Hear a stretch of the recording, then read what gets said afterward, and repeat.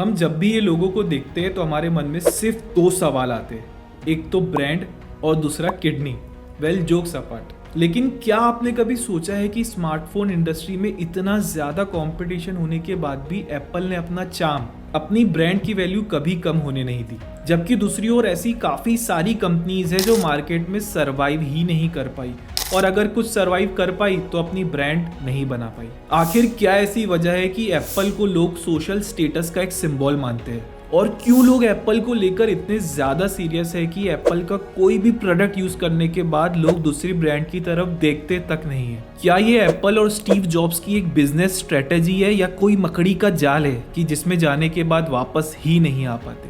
तो आज हम इस वीडियो के माध्यम से एप्पल और उसकी बिजनेस स्ट्रेटेजी को समझते हैं। तो चलिए वीडियो शुरू करते हैं।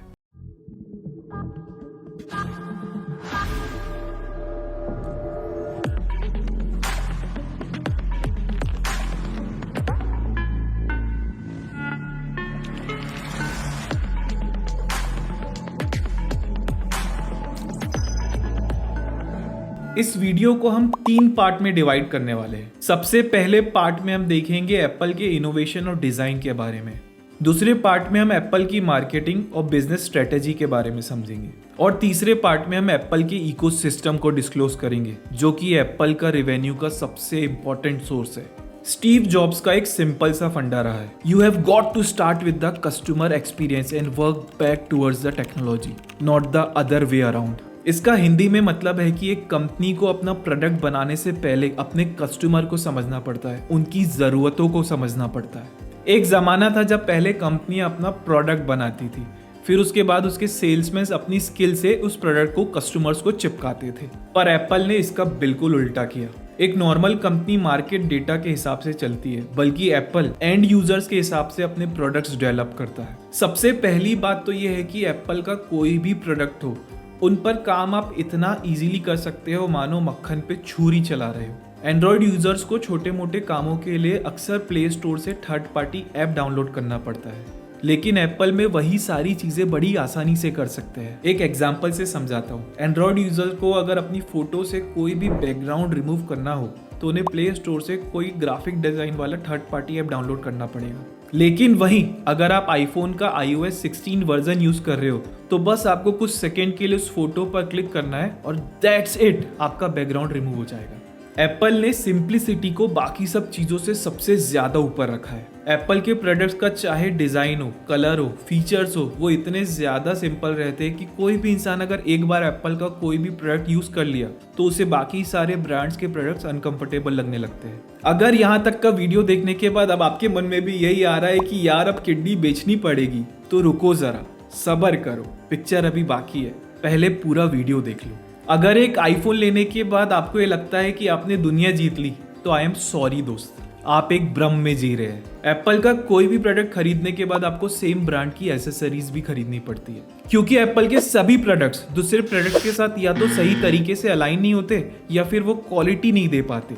अब कई लोग कहेंगे कि यार चलो ठीक है, एप्पल के प्रोडक्ट्स उसी ब्रांड्स के प्रोडक्ट के साथ सही तरीके से काम कर पाते हैं, इसमें दिक्कत क्या है? लेकिन दोस्तों, यहीं से सारा खेल शुरू होता है। एप्पल के हेडक्वार्टर में बैठी हुई डिजाइनर और मैनेजमेंट टीम ये कभी नहीं चाहेगी कि एप्पल का यूजर दूसरी ब्रांड के पास जाए, इसलिए एप्पल आपको वो सब छोटी चीज प्रोवाइड करती है जिसकी आपको जरूरत पड़ने वाली है। फिर चाहे वो हैंड्स फ्री हो या फिर स्मार्ट वॉच या फिर स्टोरेज के लिए आई क्लाउड। इसका सीधा सा मतलब है, अगर आपने 1.5 लाख का आईफोन खरीदा है तो आपको उसके बाद 20-25 हजार के एयरपॉड्स भी खरीदने पड़ेंगे। पर आप एज अ कस्टमर इसे चीटिंग नहीं बोल सकते, क्योंकि यही तो एप्पल की बिजनेस स्ट्रेटेजी है भाई। एक अच्छा प्रोडक्ट किसी भी कंपनी के लिए अली बाबा की गुफा का दरवाजा खोल देता है, लेकिन प्रॉब्लम तो तब आती है जब एक कंपनी को अपने पिछले प्रोडक्ट से ज्यादा अच्छा प्रोडक्ट लॉन्च करना पड़ता है, और यहीं पे ज्यादातर कंपनियां मार खा जाती है। एक कंपनी अपना मार्केट में सक्सेसफुल प्रोडक्ट लॉन्च करने के बाद उसी में छोटे मोटे चेंजेस करके रीलॉन्च करते रहती है। लेकिन वहीं अगर आप एप्पल की प्रोडक्ट हिस्ट्री को उठाकर देखेंगे तो आपको पता चलेगा कि एप्पल ने एक के बाद एक इतने सारे सक्सेसफुल डिवाइसेस लॉन्च किए जितनी शायद ही कोई कंपनी कर पाई होगी। एक जमाना था जब हमें फिल्मी गाना सुनने के लिए वॉकमैन में कैसेट डालकर उसको रिवाइंड करना पड़ता था। और कई बार तो उसमें कैसेट भी फंस जाता था, जिसे ठीक करते वक्त हमें ऐसा लगता था कि हम अभिमन्यु हैं और चक्रव्यूह में फंस गए। इसी प्रॉब्लम को स्टीव जॉब्स सर ने स्टडी किया और 2001 में iPod लॉन्च किया। And we are introducing a product today that takes us exactly there, and that product is called iPod. iMac, iBook, iPod. जिसने हमारे गाने सुनने का तरीका ही बदल दिया। एक तो iPod छोटा सा पोर्टेबल डिवाइस था, साथ ही स्टोरेज कैपेसिटी और यूजर फ्रेंडली होने की वजह से iPad म्यूजिक की दुनिया में पॉपुलर हो गया। लेकिन ये कहानियां रुकी नहीं। एप्पल ने 2001 में iPod लॉन्च करने के बाद 2007 में आईफोन लॉन्च किया। We are calling it iPhone. तो 2010 में iPad और 2014 में एप्पल वॉच। एप्पल ने ना केवल बढ़िया प्रोडक्ट्स लॉन्च किए, बल्कि उन प्रोडक्ट्स को लॉन्च करने के बाद वक्त के साथ उनको इम्प्रोवाइज करके अपनी ब्रांड इमेज भी मेंटेन की। और यहाँ पे आता है ट्रस्ट फैक्टर। जब एक कंपनी अनइमेजिनेबल प्रोडक्ट्स और वो भी better than the best commitment के साथ कंज्यूमर्स को प्रोवाइड करती है, तो कस्टमर की लॉयल्टी उस कंपनी की तरफ अपने आप ही बढ़ जाती है। अब दूसरे पॉइंट पे आते हैं, मार्केटिंग स्ट्रेटेजी। अगर एप्पल का कोई सबसे बड़ा ब्रह्मास्त्र है तो वो है उसकी सिंप्लिसिटी। और ये चीज़ आपको सिर्फ एप्पल के प्रोडक्ट्स में ही नहीं बल्कि उनकी मार्केटिंग और उनके एडवर्टाइजमेंट में भी नजर आएगी। जब दूसरी बड़ी बड़ी कंपनी अपने एडवर्टाइजमेंट में ये दिखाती है कि हमारे प्रोडक्ट्स में ये है वो है, वहीं एप्पल अपने एडवर्टाइजमेंट में ये दिखाता है कि हमारे प्रोडक्ट को यूज करना बड़ा ही सिंपल है, एक छोटा बच्चा भी इसे यूज कर सकता है। फॉर एग्जाम्पल, एप्पल की ये गेट अ मैक वाली एड देखिए जो मिड 2000 में बहुत ही ज्यादा पॉपुलर हुई थी। Hello, I'm a Mac. And I'm a PC. Well, after 5 years, Vista's finally here. Whoopee for the whole entire world. What's wrong? That isn't wrong. I mean, my new operating system arrives. I've had nothing but problems. I had to buy a new graphics card, get new memory. Now I can't even use some of my software and peripherals. I mean, let's face it, this party's a bust. We should do this again sometime. Sure, are you free in another 5 years? Ooh, I have an all-day meeting in 5 years. How about 5 years in a day? I got a strategy session that day. What about 5 years in 2 days? जो इंसान अपना introduction as a Mac दे रहा है, उसकी body language, उसके कपड़े, सब कुछ कितने ज्यादा सिंपल है, जबकि दूसरी ओर उसी के कंपैरिजन में माइक्रोसॉफ्ट है। एप्पल ने इसी सेम कॉन्सेप्ट में काफी सारे एड्स बनाए थे। हर आड़ में माइक्रोसॉफ्ट के विंडोज बेस्ड पीसी को एप्पल के मैक कंप्यूटर से कंपेयर किया गया, वो भी फनी वे में। लेकिन सभी एड्स में कुछ कॉमन था, तो वो था सिंप्लिसिटी। सबसे इंपॉर्टेंट कॉन्सेप्ट जो एप्पल अपनी मार्केटिंग स्ट्रेटेजी में यूज करता है वो है स्टोरी टेलिंग टेक्निक। देखो, जब कोई कंपनी अपने नए प्रोडक्ट लॉन्च के बारे में बताती है तो वो ये बताती है कि उसमें क्या स्पेसिफिकेशन है, वो औरों से कैसे बेटर है। लेकिन ये एप्पल के साथ नहीं होता। एप्पल के हर नए प्रोडक्ट लॉन्च में शुरुआत एक कहानी से होती है, और इस स्टोरी में एप्पल आपको ये बताता है कि एप्पल के प्रोडक्ट्स ने आपकी कैसे लाइफ को बेटर और इम्प्रूव किया और कैसे ईजी बनाया। और यही वो वक्त होता है जब एज अ कंज्यूमर एप्पल के प्रोडक्ट से इमोशनली कनेक्ट हो जाते हैं। एप्पल के साथ एक और चीज़ बड़ी ही यूनिक है। एप्पल जब अपने नए प्रोडक्ट्स को लॉन्च करता है तो वो किसी और के साथ कंपेयर नहीं करता, बल्कि अपने ही प्रोडक्ट्स के साथ कंपेयर करता है जो उससे पहले वर्जन के थे।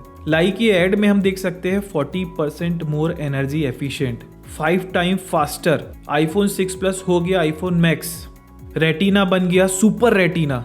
और मार्केटिंग के बारे में सबसे इंपॉर्टेंट पॉइंट एप्पल के पास जो है वो ये है कि वो आपको प्रोडक्ट्स नहीं बेचता, वो आपको सपने बेचता है। जरा सोच कर देखिए, आप कहीं घूमने गए और आप अपनी फोटो खींचने के लिए अपना एंड्रॉइड फोन निकालते हो, फोटो खींचना चालू करते, वहीं तभी सामने से एक आदमी आता है जो अपनी फोटो क्लिक करने के लिए अपनी जेब से आईफोन निकालता है, फोटो खींचता है और चले जाता है। अब इस स्टोरी को सुनने के बाद आप मुझे ये बताइए कि सबसे पहले शायद आपके मन में ये सवाल आता है, यार उसके पास आईफोन है, और वो आईफोन कोई भी हो, पर आपके मुंह से निकलता है यार उसके पास आईफोन है। आज की दुनिया में एप्पल का कोई भी प्रोडक्ट हो, वो प्रोडक्ट ना होकर एक सोशल स्टेटस का सिंबल बन गया है। और कई लोग तो आईफोन इसलिए नहीं खरीदते कि उन्हें आईफोन की जरूरत है, बल्कि इसलिए खरीदते हैं कि वो औरों से अलग दिखे, उनके पास आईफोन वाली फीलिंग आए और उनकी एक अलग इमेज क्रिएट होगी। अगर आज एप्पल एक इतना बड़ा ब्रांड बना है तो बेशक उसमें हमारा भी हाथ है। क्या आपको याद है लास्ट टाइम आपने एप्पल और किडनी बेचने वाला एड कब सुना था? अगर आप कॉमेडियन जकीर खान के फैन हैं तो ये वीडियो आपने जरूर देखा होगा। पैसों से नहीं मिलता भाई, ऐसे नहीं पैसे दे दिए कुछ भी ना, उससे तुम्हारा हाथ रखवाते हैं, कसम खिलवाते हैं। और आज एक सबसे बड़ा राज बताता हूँ एप्पल की मार्केटिंग स्ट्रेटेजी का, जिसमें उसने 1 रुपए भी नहीं लगाए। आपने ये अक्सर देखा होगा कि सोशल मीडिया पे कई लोग एप्पल के फोन के साथ अपनी सेल्फी खींचकर अपलोड करते हैं, सोशल स्टेटस के लिए, जो कि एप्पल के लिए फ्री ऑफ कॉस्ट पब्लिसिटी का एक ऑप्शन बन जाता है। एक रिपोर्ट के हिसाब से दुनिया में रोज 92 मिलियन सेल्फीज खींची जाती है। अब उनमें से आईफोन वाली सेल्फीज कितनी ये एग्जैक्टली तो नहीं बता सकते, लेकिन पूरी दुनिया के मोबाइल मार्केट में एप्पल का शेयर 27% है। तो इस कैलकुलेशन के हिसाब से अगर हम कैलकुलेट करें तो रोज पूरी दुनिया में 24.96 मिलियन सेल्फीज एप्पल से ली जाती है। अब जरा सोच के देखिए कि इन सेल्फीज से एप्पल को कितना बड़ा फायदा होता है, वो भी बिना पैसा खर्च किए। तीसरा पॉइंट, अनबीटेबल इकोसिस्टम। क्या आपके साथ कभी ऐसा हुआ है कि अगर आप किसी रिश्तेदार के यहाँ जाते हैं और आपका फोन डेड हो जाता है तो आपको चार्जर नहीं मिलता, जस्ट बिकॉज आपके पास आईफोन है और बाकी सबके पास एंड्रॉइड है। वेल, ये बात सिर्फ चार्जर पर खत्म नहीं होती। एप्पल का कोई भी प्रोडक्ट हो वो एप्पल के प्रोडक्ट के साथ ही अच्छे से अलाइन करता है, बाकी किसी और प्रोडक्ट्स के साथ नहीं। चलो, अगर आप किसी तरह से एप्पल के एयरपॉड्स को किसी और मोबाइल ब्रांड के साथ कनेक्ट भी कर लेते हैं तो आपको वो साउंड क्वालिटी कभी नहीं मिलेगी। अगर आसान शब्दों में समझे तो सपोज अगर आपने रिलायंस का कोई फोन लिया है तो आपको सिम कार्ड भी सिर्फ जियो का ही लेना पड़ेगा, और अगर बजाज की कोई बाइक ली है तो आपको पेमेंट सिर्फ बजाज के क्रेडिट कार्ड से ही करना पड़ेगा। पर थैंक गॉड ये इकोसिस्टम सिर्फ एप्पल की कंपनी में ही है।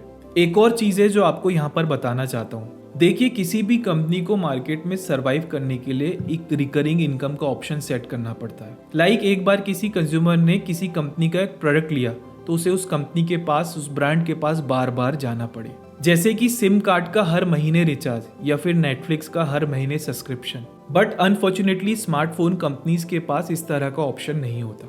अगर कोई कंज्यूमर एक बार एक ब्रांड का फोन ले ले तो फिर वो कंज्यूमर उस ब्रांड के पास 2-3 साल तो नहीं जाता, और जिसका असर उस कंपनी के सीधा रेवेन्यू में पड़ता है। लेकिन एप्पल ने तो यहाँ भी एक स्मार्ट गेम खेला है। देखो, जो लोग एप्पल के एकदम लॉयल कस्टमर है वो अपने घर में पीसी से लेकर अपने कान के लिए गाने सुनने के लिए एयरपॉड्स भी एप्पल के ही लेते होंगे। ऐसे में अगर किसी कस्टमर की फोन मेमोरी या कंप्यूटर की मेमोरी फुल हो जाती है तब एप्पल उसे अलग से ऑनलाइन स्टोरेज की सर्विस प्रोवाइड करती है, जिसे iCloud कहते हैं, जिसमें कस्टमर कुछ थोड़ा सा मिनिमल अमाउंट पे करता है अपना ऑनलाइन स्टोरेज बढ़ाने के लिए, और इस तरह से ब्रांड के पास एक रिकरिंग इनकम का सोर्स खुल जाता है। अब जाहिर सी बात है, एप्पल अपने प्रोडक्ट्स के रेट कितने भी बढ़ा ले, ना तो उसके पास कस्टमर की कमी है ना कि रेवेन्यू की। अब सपोज आप आईफोन से एंड्रॉइड में स्विच करना चाहते हो, पर तब तक आपके iCloud में कुछ टीबीज में डेटा स्टोर हो चुका होगा जिसको आपको डाउनलोड करना पड़ेगा, जो कि शायद आप अवॉइड कर दो। अब अगर हम एप्पल की सक्सेस को एक बिजनेसमैन की नज़र से देखें तो हमें बहुत कुछ चीज़ें समझ में आएगी, जैसे कि एक कंपनी से ब्रांड बनने के लिए सबसे पहले तो आपके प्रोडक्ट में दम होना चाहिए। दूसरी बात, मार्केट में कंपटीशन के सामने टिकने के लिए एक स्ट्रॉन्ग लॉयल कस्टमर बेस और एक रैंकिंग रेवेन्यू सिस्टम होना चाहिए। इन सब चीज़ों का ध्यान रखते हुए आप भी अपनी कंपनी को एक सक्सेसफुल ब्रांड बना सकते हो। लेकिन वहीं अगर हम इन सब चीज़ों को एक कस्टमर के पॉइंट से देखें तो हमें सिक्के का दूसरे साइड नजर आएगा। एप्पल एक बढ़िया कंपनी है जो कि आपको एक प्रीमियम क्वालिटी के प्रोडक्ट्स और सर्विसेज प्रोवाइड करती है, उसमें कोई डाउट नहीं है। लेकिन वहीं दूसरी ओर अगर आप एप्पल के रेगुलर कस्टमर है तो फिर एप्पल के प्रोडक्ट लेना आपकी ज़रूरत नहीं, मजबूरी भी बन जाता है, क्योंकि दूसरे ब्रांड के प्रोडक्ट्स और उसकी एसेसरीज आपकी एप्पल डिवाइस के साथ बहुत अच्छे से अलाइन होंगे ही नहीं। तो ऐसे में आपको एप्पल के ही प्रोडक्ट्स और एसेसरीज खरीदने पड़ेंगे जो कि बहुत ज़्यादा कॉस्टिंग में आएंगे। तो अब सवाल तो ये आता है कि आप कौन से नज़रिए से इस आधे कटे हुए एप्पल को देखेंगे। आपके जवाब हमें कमेंट में ज़रूर बताना, और अगर आपको ऐसे ही वीडियोज़ देखने हैं तो इस चैनल को सब्सक्राइब कर लीजिएगा और इस वीडियो को ज़्यादा से ज़्यादा लाइक और शेयर कीजिएगा। तो मिलते हैं नेक्स्ट वीडियो में नेक्स्ट कंटेंट के साथ।